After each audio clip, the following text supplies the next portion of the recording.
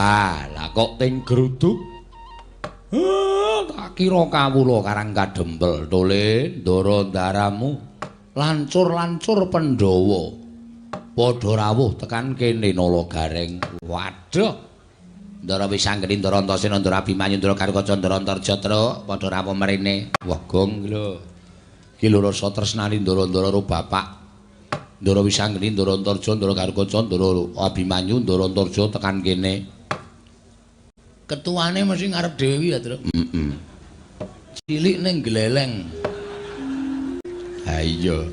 Ha sing mburi dhewe kae wedi kabeh karo ngarep kuwi nggih. Kakang Antasena, Kakang Garukaca, Kakang Antarja, Kakang Abimanyu, ayo melu aku. Yo grutuk krana nyolongi pelem. Nyolongi pelem dengkul matos kuwi ora. Krungu, Gong. Krungu ora apa-apa. Wilujeng, Den. Siwa Semar slamet tekaku. Bektiku katur ya, Wong. Nggih, kula tampi. Aku ngaturke bektiku katur ya, Kek. Nggih, kula tampi. Siwa Semar aku ngaturke bekti. Nggih, Ndara Gatotkaca kula tampi. Siwa Semar aku ngaturke bekti. Ndara Abimanyu kula tampi. Siwa Ismaya aku ngaturke bekti. Ndara Antarja kula tampi. Nala Gareng slamet. Pangestunipun Ndara Wilujeng. Slamet kele, Dekle. Piye rek? Jane ora trima atiku aning bose. Ha iya. Wis ora apa-apa. Wilujeng Ndara Antasena, bekti kula kunjuk. Yo. Tak tampa rek. Garing padha slamet. Pangestunipun Ndara Garukaca, Nala Garing padha slamet.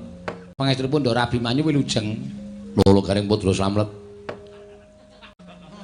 Padha kok plada. Padha slamet. Pangestunipun Wilujeng, bekti kula kunjuk. Ya tak tampa. Wisanggeni bekti kula nggih, Den. Petruk tak tampa pangestuku Tampanana ya Petruk nggih. Ndara Antasena ya terus tak tampa pangestuku Tampanana nggih. Ndara Garukaca ya Petruk pangestuku Tampanana nggih. Ndara Abimanyu ya Petruk pangestuku Tampanana. Ndara Antarja ya Petruk pangestuku Tampanana. Gendi kowe, Gong. Ndara-ndara kula idem. Lho. Kok ming idem kakean cangkem, Tru. Eman-eman sing nggo nyambut gawe terus e. Hawe iki rumasamu swara kok dieman-eman. Ndara Wisanggeni, Ndara Antarja, Ndara Gatotkaca, Ndara Antasena, Ndara Abimanyu. Bekti kula kanca nggih, Den. Nggih, kula tampa. Wis. Ngawur ora.